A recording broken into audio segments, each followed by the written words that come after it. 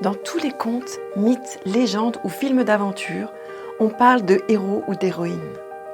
Hercule, le roi Arthur, le Seigneur des Anneaux, Mulan, Matrix, Star Wars, Avatar, Braveheart. Tous ces héros ou héroïnes ont une quête. Ils passent par des phases de doute, d'échec, de victoire.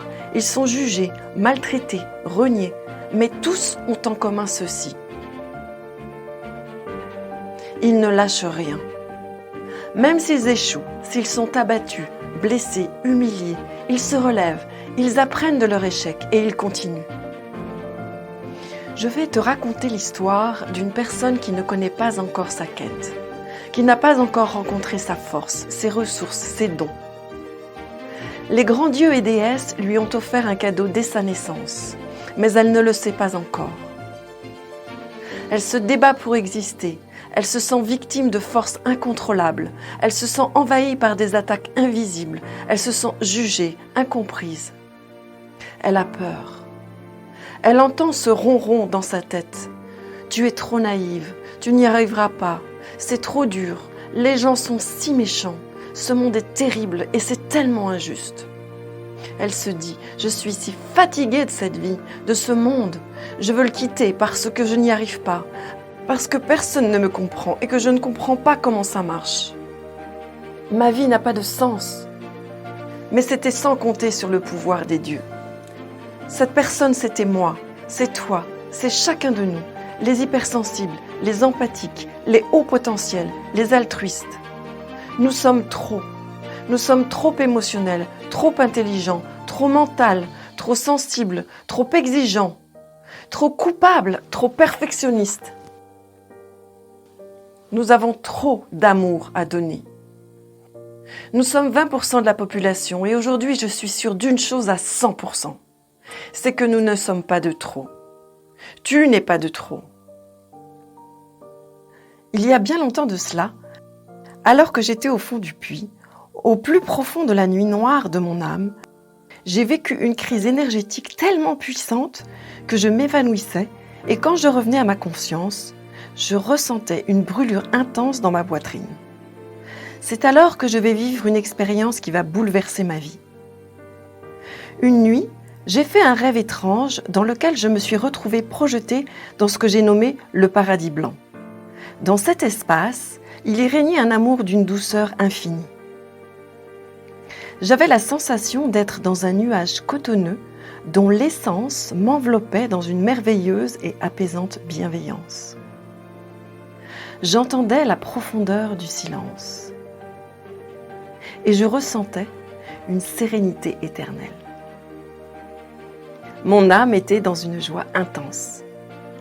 Cette nuit-là, j'ai senti le parfum de l'amour et j'ai su que je devais prendre une décision. J'ai choisi de vivre, de comprendre pourquoi je me sentais différente. Qu'est-ce qui n'allait pas chez moi? Comment faire pour m'aimer? J'ai rencontré des mentors, des maîtres, des guides. J'ai appris sur moi et sur les lois de l'univers. Sur ce chemin, je suis tombée 1000 fois. J'ai hurlé ma détresse au ciel et à la terre. Mais je me suis relevée et j'ai continué d'avancer. Et puis, j'ai rencontré les dragons gardiens du secret.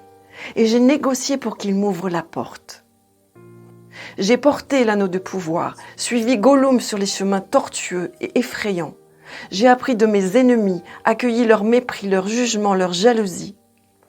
J'ai appris à jouer ma musique aux serpents qui sifflaient leurs sornettes dans ma tête. Et un jour, j'ai reçu un grand cadeau.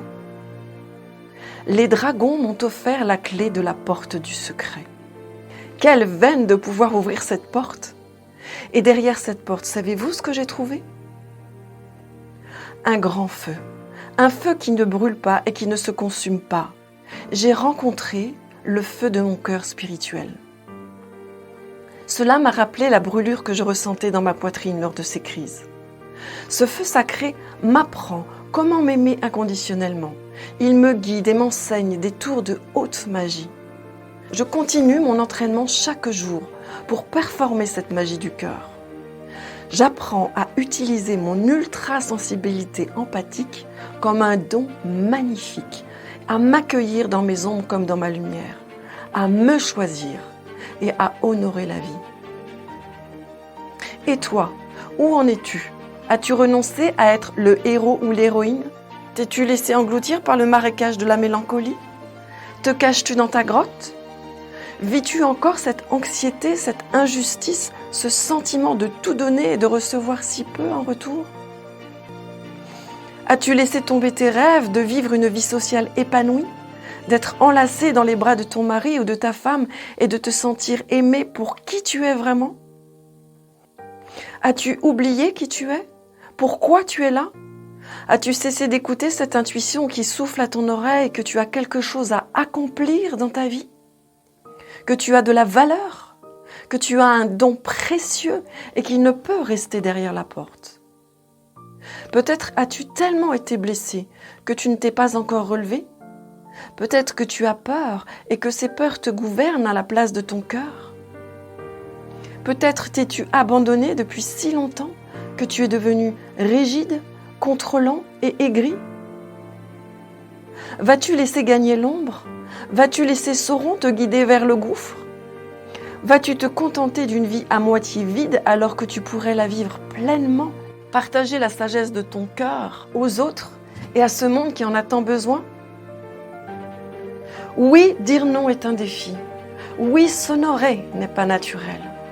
Oui, se libérer de son ronron victimisant ou persécutant demande de l'entraînement. Mais tu souffres, n'est-ce pas? Tu souffres dans ta prison améliorée.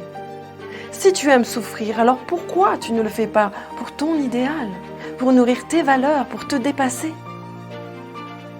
Quand l'alpiniste, après des heures de marche dans des conditions extrêmes, arrive au sommet de la montagne, que ressent-il à ton avis? Et lorsqu'il redescend, il a déjà en tête sa prochaine course. Sais-tu pourquoi?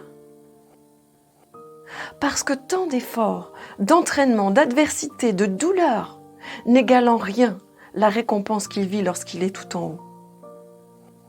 Il voit ce qu'aucun autre ne voit. Il ressent une émotion si intense qu'il en oublie sa souffrance. Alors que choisis-tu? Rester dans une souffrance sans but, jouer encore et encore la même pièce de théâtre dramatique avec les mêmes acteurs et le même script? Te lamenter sur ton pauvre sort? Ou peut-être continuer à croire que quelqu'un t'en a jeté un? Faut-il que tu attendes d'être choqué, d'avoir un accident, de tout perdre, d'être malade ou pire, qu'il arrive quelque chose à un de tes proches pour te réveiller et devenir la meilleure version de toi-même? Peut-être est-il temps que tu prennes la décision d'agir pour que tes rêves se réalisent, plutôt que de laisser tes peurs ou ton passé choisir à ta place. Quel risque prends-tu? Celui de découvrir combien tu as du courage, combien tu es capable de relever des défis avec créativité et intelligence, combien tu es aimant, aimante, persévérant, persévérante. Prends-toi par la main et va voir les gardiens dragons. En chemin, tu tomberas et tu te relèveras. Tu te maudiras et tu te béniras. Quelle peur te gouverne? Celle de voir ta beauté et la beauté de la vie? Celle de t'être trompé, d'avoir échoué, d'avoir blessé des personnes que tu aimes? Celle de t'être abandonné, de t'être jugé, de t'être banni? Vas-tu prendre la décision d'être le héros ou l'héroïne de ton ou de ta bien-aimée, de tes enfants, de tes parents, de ta vie? Vas-tu choisir maintenant de te chérir comme tu as toujours désiré l'être? Vas-tu choisir d'aller libérer le feu sacré de ton cœur et le laisser rayonner sans avoir peur qu'on te le prenne ou que tu aies à refermer la porte? C'est à toi que revient la décision et à toi seul. Toi seul peux la prendre. Et si tu te dis oui, enfin ce sont de belles paroles, mais pour l'instant je ne peux pas parce que si ou parce que ça, c'est que tu n'as pas encore assez souffert.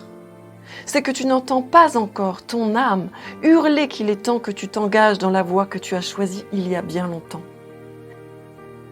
Celle d'être une femme ou un homme épanoui, une personne inspirante et inspirée, guidée par son cœur. Un magicien, une magicienne, un chaman, un artisan de l'amour.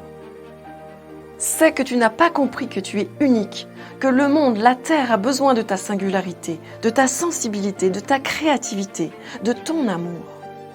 Fais le pas aujourd'hui, dis non quand tu penses non, chante comme tu n'as jamais osé le faire, crée, enseigne, donne sans rien attendre. La richesse, tu la portes en toi. Va la rencontrer, va maintenant vers la porte des dragons et sois le changement que tu veux voir dans ce monde. Il était une fois des femmes et des hommes qui se sentaient différents, pas aimés, pas compris, jugés pour fous ou folles. Et un jour, cela a été la goutte de trop. Ils ont pris une décision. Ils ont fait le premier pas vers eux-mêmes. Ils ont affronté leurs démons, ont bravé les tempêtes, survécu aux tornades, aux tremblements de terre, aux tortures, à l'emprisonnement. Ces femmes et ces hommes, et parfois même ces enfants, n'ont rien lâché. Ils ont transformé leur perception d'eux-mêmes et de la vie. Ils ont vu et ressenti ce qu'ils n'auraient jamais cru possible. Ils ont eu une vision, celle d'avoir reçu des dons précieux, celle d'avoir choisi de s'incarner pour être des guerriers de la lumière, des artisans de l'amour et réenchanter leur vie et le monde. Alors saisis ta chance et prends ta décision de devenir qui tu es vraiment maintenant.